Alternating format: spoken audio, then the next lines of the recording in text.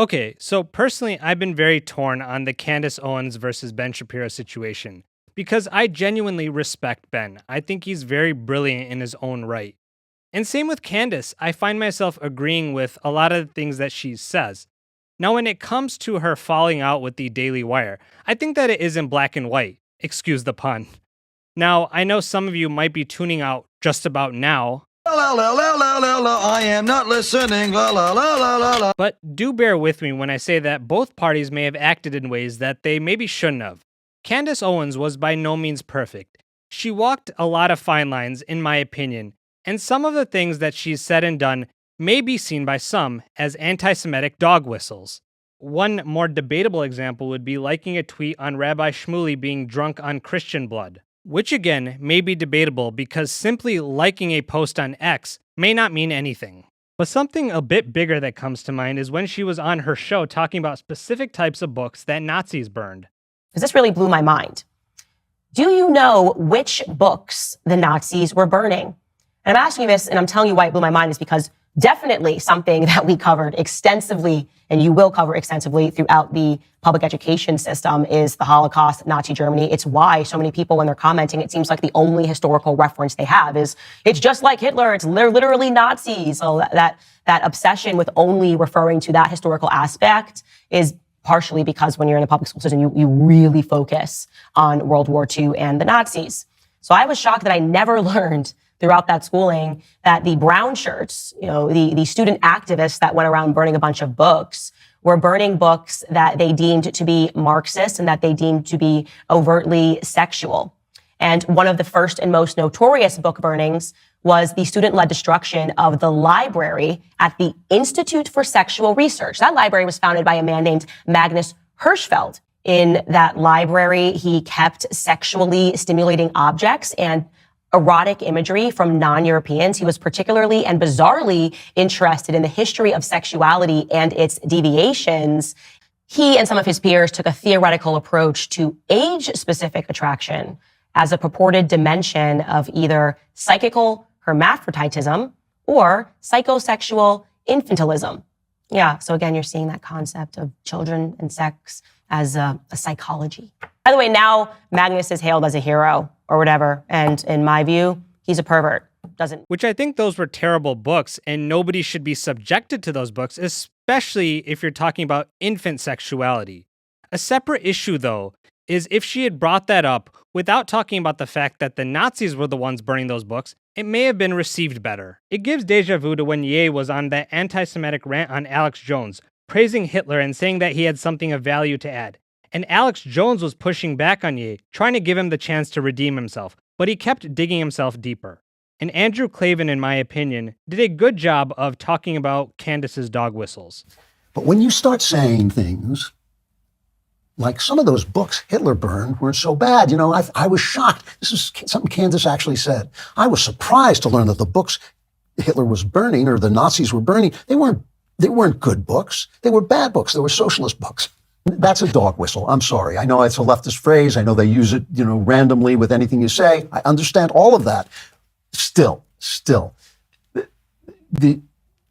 the depredations of the Nazis against the Jews are one of the most well-documented, recorded atrocities in human history. Because when you retweet a post saying a Jew is drunk on Christian blood, which goes back, as I'm sure you know, to old blood libel that Jews eat Christian children, that's a dog whistle. When you start to refer in this kind of clever way to certain group of people in Hollywood corrupting blacks and killing Michael Jackson, you're not allowed to then put on an innocent look and say, well, I'm just saying there's certain people, just like few, it's not, I'm just saying, you're messing with us. You're messing with us, and everyone knows it, and no one is fooled except those people who want to pretend to be fooled because they hate the Jews. The biggest truth that Candace told in that way that I find, again, and this is not personal animus toward her, but I find difficult to excuse this when anybody does it. The truth that hid wickedness, that I thought was the most wicked truth to use,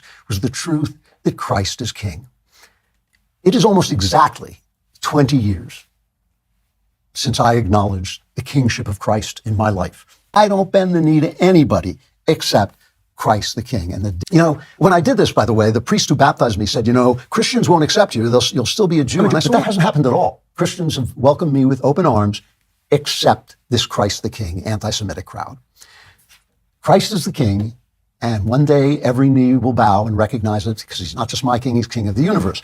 But when you use that phrase to mean that God has abandoned his chosen people, the Jews, through whom he came into this world incarnate, and that he's broken his promises, his covenant with the Jews, you are quoting scripture like Satan does in the Bible. You are quoting scripture to your purposes, and that to me is specifically wicked. And what he said is given credence when she appealed to alt-right gropers like Nick here, who live-streamed his praise. Candace Owens has just been on a tear lately. She has been in a full-fledged war against the Jews, and specifically some of these Zionist rabbis.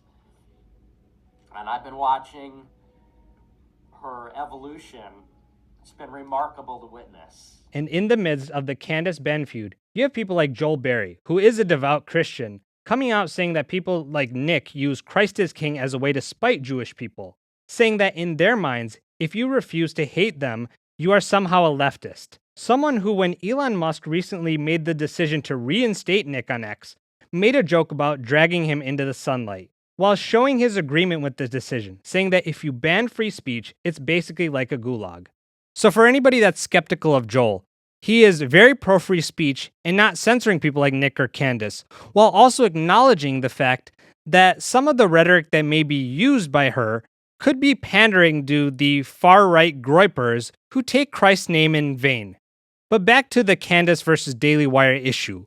One side of the argument is that the Daily Wire was by no means obligated to keep her around if she didn't align with their values, and that's totally plausible.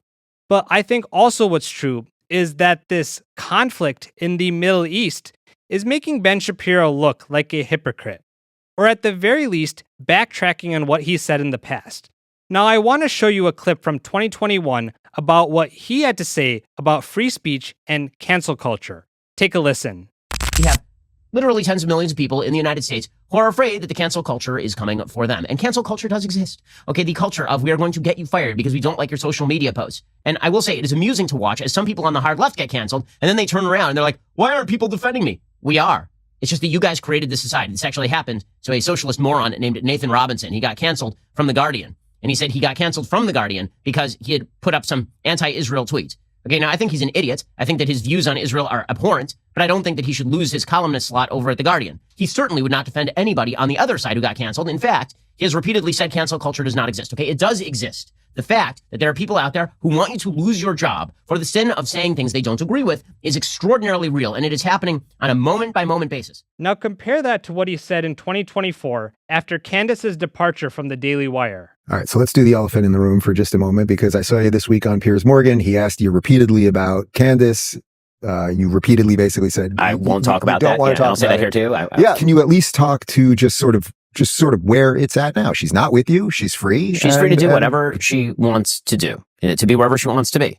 And the difference between a publisher like the Daily Wire and a platform like Locals is obviously that a platform should have a very broad range of speech that it allows, including speech that maybe even the creators don't believe is inside what they would consider to be the Overton window. The Daily Wire would not have a host, would not pay a host who was staunchly pro-abortion. They would have no obligation to pay a host who is staunchly pro-abortion. And so when it comes to the hosts on the Daily Wire, obviously everyone is able to say what they want. Nobody ever comes to me and says, you can't say X. Nobody ever says that to Walsh. And no one ever said that to Candace. But the reality is that there is an Overton window at the Daily Wire. Obviously, there was a non-meeting of the minds. That's pretty much all I can say on this. And, a lot of this has happened publicly. But to the extent that the Daily Wire is in fact not a publisher, it is that is in fact not a platform, it is a publisher. That means that there is no moral obligation for the Daily, and there's no free speech problem with the Daily Wire saying we don't wish to pay a particular host, or that host saying I don't wish to work here anymore, because again, there's a parting of the ways that is not really open for discussion. So a few things to comment on. It may be very true that the Daily Wire is a publisher and doesn't have to keep anybody around. But the problem is that he says that everybody had the agency to say what they want, but in the same breath says that there's an Overton window, so to speak, and that there was a non-meeting of minds. And that's where you really lose me, at least. Because what he's implying, or at least seems to be implying, is that everybody has the right to say what they want, until it comes to how I feel on certain things. And one possible mention, or a few possible mention, are the state of I and anti-Semitism. And Candace even asked Ben to debate on it, which Ben appeared to be open to, and Candace then alluded to a reason why that wasn't able to happen. And then Ben accused her of being a coward hiding behind a moderator, claiming he had no idea what she was alluding to. Well, it's come out this week that the Daily Wire allegedly has sought a gag order against Candace, accusing her of violating the non-disparagement clause of her agreement with the company, with the arbitrator saying that Owens called to debate Shapiro and that her follow-up negotiations of the debate constituted disparagement, specifying that it was the way that she requested the debate that made it disparaging. And interestingly enough, on May 1st, Candace Owens replied to a video of Vivek saying gag orders are an offense to the First Amendment, to which Goldwindow replied that it appears that the same thing was happening to Candace. And I also think that it's funny they're talking about non-disparagement when he himself was borderline disparaging her at one point. Yes, the question was about Candace Owens. I think her behavior during this has been disgraceful. Without a doubt. I think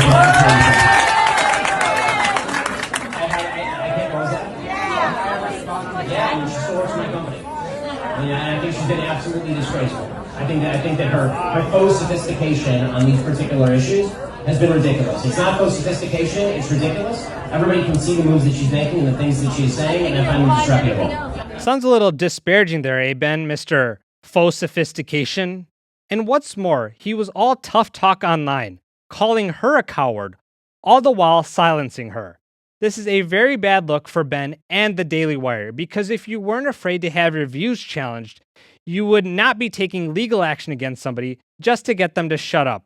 And whether or not you are on Ben or Candace's side, I think everybody deserves a chance to defend their position, because for all we know, Candace may not have known that what she was saying could be seen as dog whistles. And I'm not hardlining for either one of them. I think both of them were imperfect in this situation. But I'll always have respect for both Candace and Ben. But my message to Ben is, if you're going to say that facts don't care about your feelings, then you need to put your feelings aside and listen to the opposing side of the argument. Ladies and gentlemen, if you enjoyed this video, please give it a thumbs up. And if you're new to this channel, hopefully I've earned a subscription. Here's some videos for you to watch in the meantime. Until next time, peace out.